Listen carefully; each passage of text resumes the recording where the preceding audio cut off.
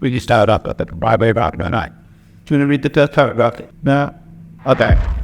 What you need to know about this book, Start With Why, and to help you find that journey and 10 extra results really quick. Quite simply, if you don't know where you're headed and why you're doing it, then you can't make the plans for it.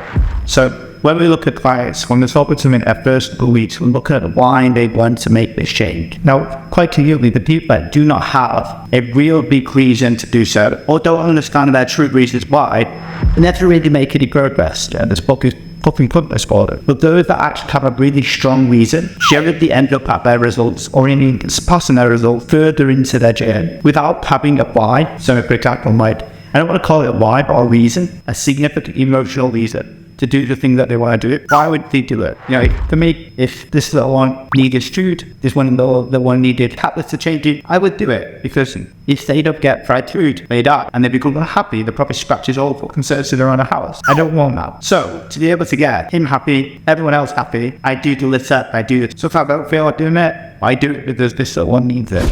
It's the same as our fitness journeys. We don't have a reason to get out of bed, do our nutrition, do our training, do the discipline side of it.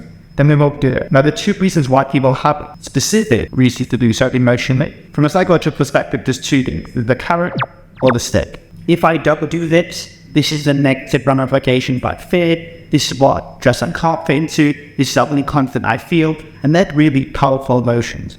Then you've got the other one, which is most people's preferred option, but most likely it's this one that drives people. Is I don't know what to be feeling better. I want to get that. I want to achieve that. You know, I want that have a really nice life, the cats.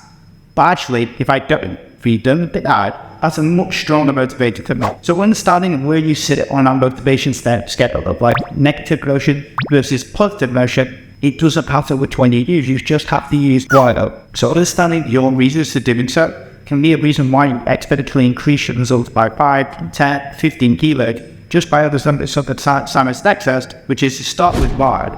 Most people want to ignore those fear-based things, because without the fear, it's really hard to sit there and go, I'm not happy, I don't like the situation I'm in, I don't feel confident in my clothes. It's really hard to accept that. But once you accept the place that you're in and the shit place that you are right now, the more motivation that you're going to have in terms of skyrocket, because then after you realize that you're not in a good place, the moment you realize that you're not where you want to be, and that t-shirt can't fit, you don't want to take off your top, you can't go upstairs without going out of breath. They're the moments that you start making changes. If you can't connect to that, you just think, oh yeah, it'd be nice to. No one ever does anything, but it'd just be nice to have a bit more on a six pad, because the discipline and the sacrifice you give up and just a nice to have, relatively insignificant when the push comes to shove.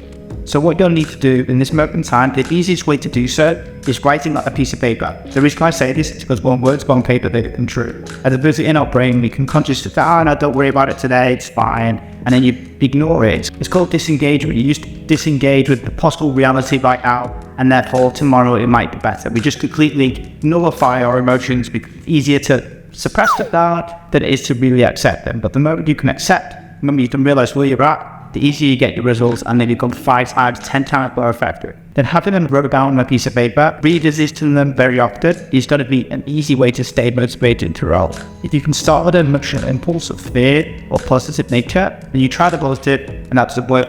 You try the negative, that doesn't work, then you need to keep reminding yourself about that. Most people want to ignore that they're sad. Most people want to ignore that they're rebels, or most people want to ignore that they're in a shit space. But actually using it to your benefit, because this whole this book is about, because once you have the destination and why you're going to move heaven and earth to make that happen, the route becomes really easy.